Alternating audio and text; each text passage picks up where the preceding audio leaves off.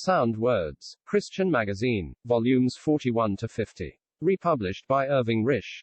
Host of Down to Earth but Heavenly Minded podcast. The Assyrian in the Holy Scriptures. The land of Assyria is early brought to our notice, so that we are not surprised to find the Assyrian has a prominent place in the ways of God with his people. From Genesis chapter 2 verse 13 we learn that one of the four heads of Eden's river was the river Hiddekel, which goeth toward the east of Assyria. Nimrod, who established the first of the world's kingdoms, began his building at Babel, then moved into Assyria and built Nineveh. The Assyrian race is doubtless descended from Ashur, the second son of Shem, the son of Noah. Genesis chapter 10 verse 22. The first prophecy of the Assyrian comes from the lips of Balaam, who speaks of his leading the remnants of the Kenites into captivity. This has been one of the Assyrian's chief features. God used him to lead the remnants of the 10 tribes into captivity, and in Isaiah chapter 20 verse 4 there is a prophecy of the Assyrian taking prisoners from Egypt and captives from Ethiopia. Balaam also predicted that ships shall come from the coast of Chittim, and shall afflict Ashur. Daniel has a similar prophecy regarding the king of the north, for the ships of Chittim shall come against him. Therefore shall he be grieved, and return, and have indignation against the holy covenant. So shall he do, he shall even return, and have intelligence with them that forsake the holy covenant. Daniel chapter 11 verse 30. Although the king of the north was really the king of Syria, yet the Spirit of God seems to identify him with the Assyrian of the last days. The ships of Rome came against Antiochus Epiphanes, but they foreshadowed the fulfilling of Balaam's prophecy, for in the last days it would seem that the navies of the western powers will come against the king of the north, the revived Assyrian. There were 6 kings of Assyria in the days of Israel's kings: Pul, Tiglath-Pileser, Shalmaneser, Sargon, Sennacherib and Esarhaddon. 2 Kings chapter 15 verses 19, 29, 2 Kings chapter 17 verse 3. And in the book of Isaiah chapter 20 verse 1, chapter 36 verse 1, chapter 37 verse 38. The first, Pul, was bought over by Menahem, king of Israel, with 1,000 talents of silver. Tiglath-Pileser came against Israel in the days of Pekah the son of Remaliah, captured a number of cities, and took the captives to Assyria. The remainder of the 10 tribes, in the days of Hoshea, king of Israel, were taken by Shalmaneser, and carried away into Assyria, and placed in Halah and in Habor by the river of Gozan, and in the cities of the Medes. The only scriptural mention of Sargon is when he sent his general Tartan against Ashdod, and took it. Sennacherib is notorious for his reviling letter to Hezekiah, which he sent to reproach the living God. He had been successful against the cities of Judah, but God did not allow him to enter Jerusalem. His success against many lands, with gods of men's hands, had filled him with pride and arrogance, so that he stopped not at blaspheming the God of Israel. Little had he realized that he was but God's instrument for the punishment of the nations. He had thought that all his victories were on account of his own strength and prowess, and foolishly raged against the living God. God's answer is, because thy rage against me, and thy tumult, is come up into mine ears, therefore will I put my hook in thy nose, and my bridle in thy lips. And I will turn thee back by the way thou camest. Isaiah chapter 37 verse 29. Compare these words with God's words to Gog in Ezekiel chapter 38 verse 4, I will turn thee back, and put hooks into thy jaws, and I will bring thee forth. The angel of the Lord went forth to carry out God's sentence, and 185,000 of the host of Sennacherib were smitten. Sennacherib then departed, returned to Nineveh, and, while worshipping in the house of his God, was slain by his sons. Hezekiah had been protected from the hosts of Sennacherib by the living God. The gods of Sennacherib could not protect him from his sons. Esarhaddon, the son of Sennacherib, reigned in his stead. Isaiah has much to say of the Assyrian. The first mention is in chapter 7, The Lord shall bring upon thee, and upon thy people, and upon thy father's house, days that have not come, from the day that Ephraim departed from Judah. Even the king of Assyria. Isaiah chapter 7 verse 17. God would use the Assyrian as a razor to remove all prosperity from the land of Judah, as also to lead the 10 tribes into captivity. Again, in chapter 8, God forewarns of what is about to come. Isaiah chapter 8 verses 4, 7, 8. The Assyrian king would take away the spoil of Samaria, and would pass through Judah, reaching even to the neck, to the very gates of Jerusalem, and would fill the land of Emmanuel. As we have seen, these prophecies were fulfilled by Tiglath-Pileser, Shalmaneser and Sennacherib, but verses 7 and the 8th of May yet have their full fulfillment in the end of the days. God addresses the Assyrian, or speaks of him, as the rod of mine anger, and the staff in their hand is mine indignation. Isaiah chapter 10 verse 5. He was the rod that God used to chastise his people in the days that are past, as given in the history of the kings. But God will again use him to the same end in the days yet to come. The words attributed to him prophetically in verses 9 to 14 are the words spoken by Rabshakeh, the servant of Sennacherib, and by the king in his letter to Hezekiah. The same boastful spirit that marked Sennacherib then would later mark Antiochus Epiphanes, as prophesied in Daniel chapter 8 verses 10 to 12. And that would be found fully developed in the king of the north in the last days. Daniel chapter 8 verses 19 to 25.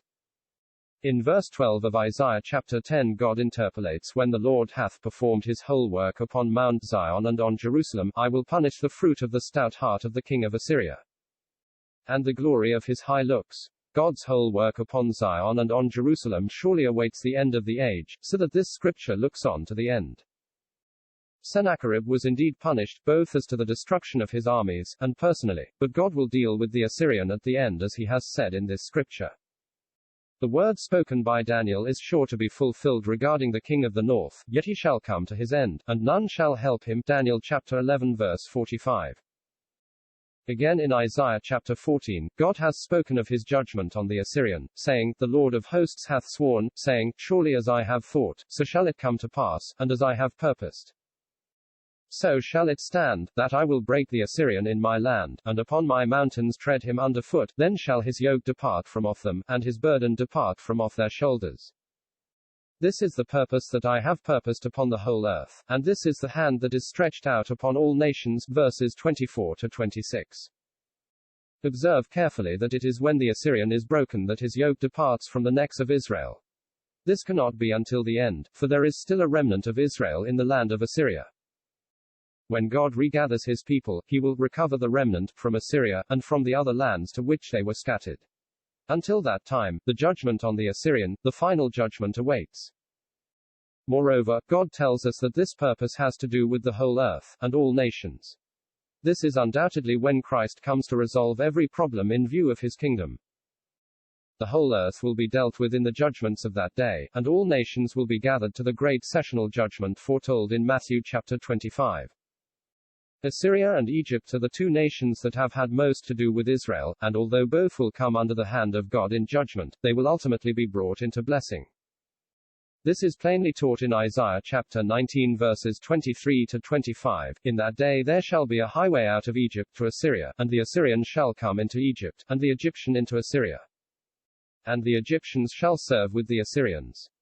In that day shall Israel be the third with Egypt and with Assyria, even a blessing in the midst of the land, whom the Lord of hosts shall bless, saying, Blessed be Egypt my people, and Assyria the work of my hands, and Israel mine inheritance.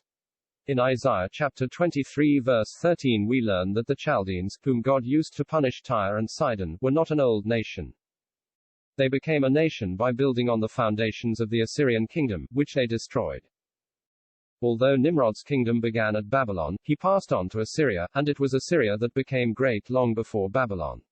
The regathering of the remnant of Israel from Assyria and Egypt is again foretold in Isaiah chapter 27 verse 13.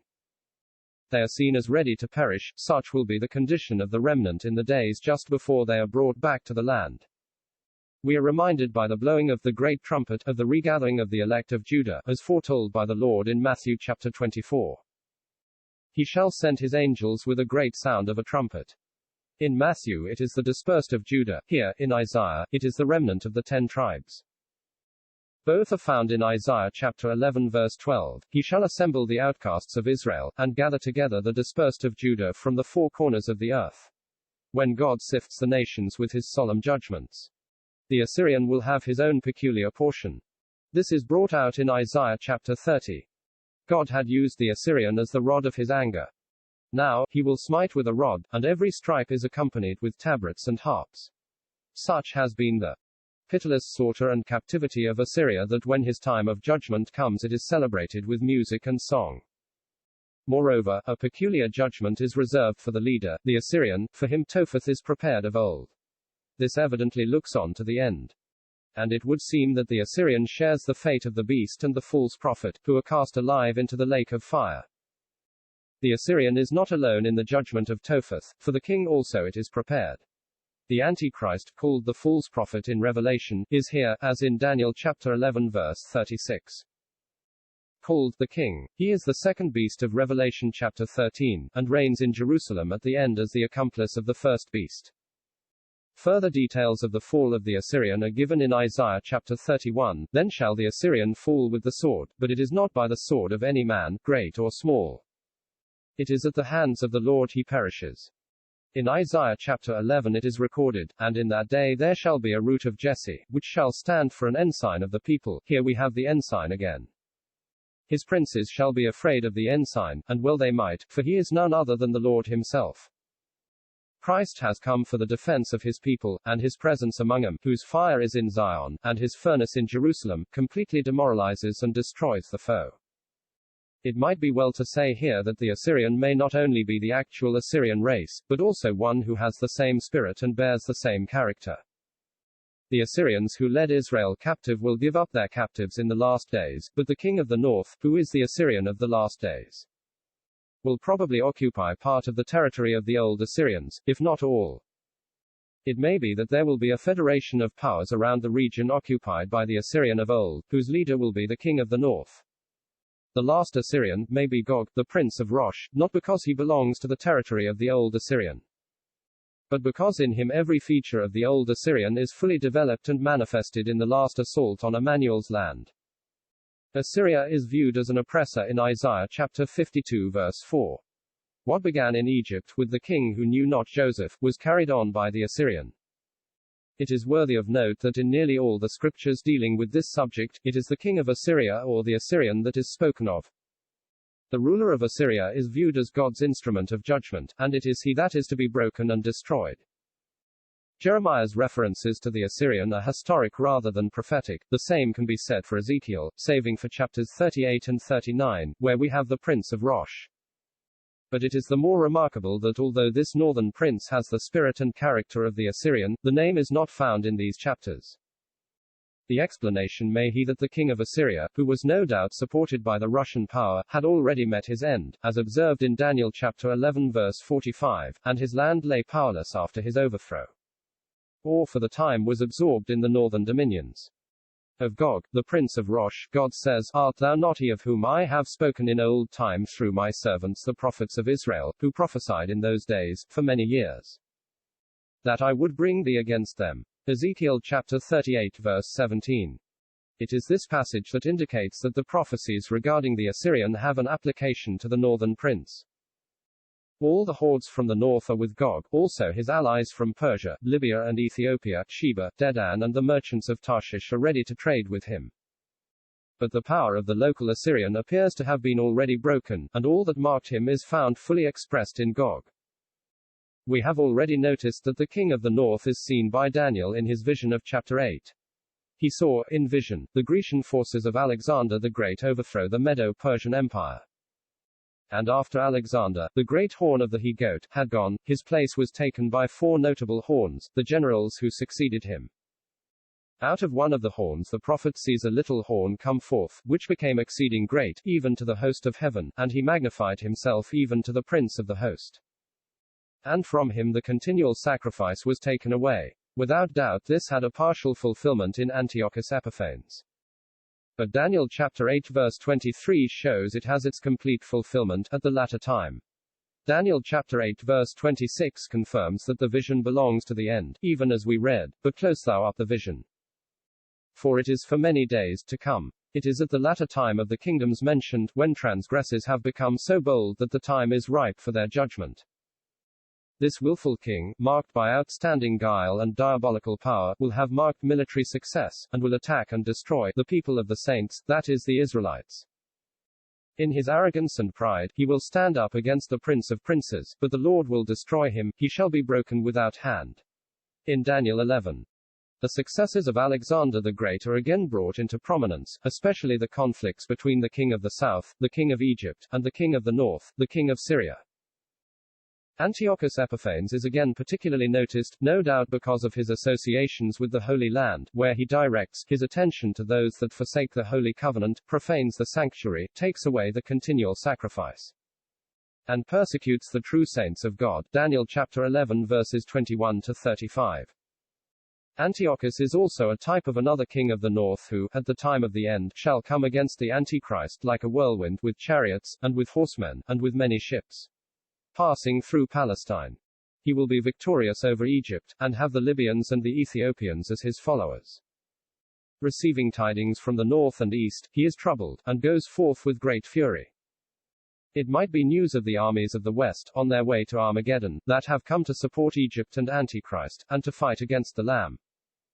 He reaches the part of Palestine between Jerusalem and the Mediterranean, plants his tents, no doubt with the object of besieging Jerusalem, but comes to his end. It may be that the Lord comes just at this juncture, fulfills Isaiah chapter 30 in regard to the Assyrian, by casting him into Topheth, and deals also with the beast and the false prophet, Revelation chapter 19 verse 20.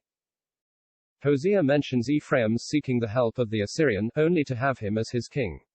Yet God will one day bring him, as a dove out of the land of Assyria, Hosea chapter 5 verse 13, Hosea chapter 11 verse 5, Hosea chapter 12 verse 1.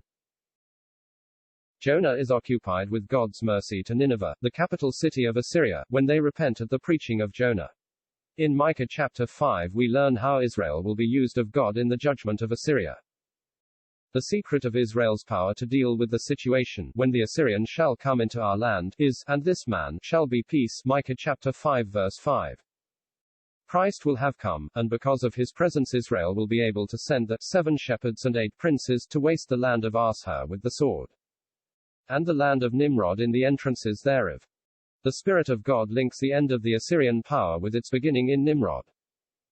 Moreover, Christ shall deliver us from the Assyrian, when he cometh into our land, and when he treadeth within our borders, Micah chapter 5 verse 6, and this will be true both as regards the king of the north, and Gog, the prince of Rosh. Nineveh, the capital city of Assyria, that was threatened in the cry of Jonah, was ultimately destroyed because of its sins. Nahum, the prophet, is specially charged with the burden of Nineveh. The weight of divine judgment that rested upon this guilty city is accurately foretold before it falls. All its accumulated evil, even from the days of Nimrod, had its just recompense from the hand of God. In Zephaniah, Assyria is identified with the north, where the prophet writes, "And he will stretch out his hand against the north, and destroy Assyria, and will make Nineveh a desolation." Zephaniah chapter 2 verse 13. There has been the fulfillment of this as regards Nineveh. Its desolation as described in verses 14 and 15, is there for all to see. Assyria has also been destroyed, but will be raised up again, indeed, is even now in process of resuscitation, and will again come under divine judgment. As foretold in Micah chapter 5, the recovery of the remnant of Israel from Assyria and Egypt is also foretold by the prophet Zechariah, who writes, "And the pride of Assyria shall be brought down, and the scepter of Egypt shall depart away." Zechariah chapter 10 verses 10 to 11.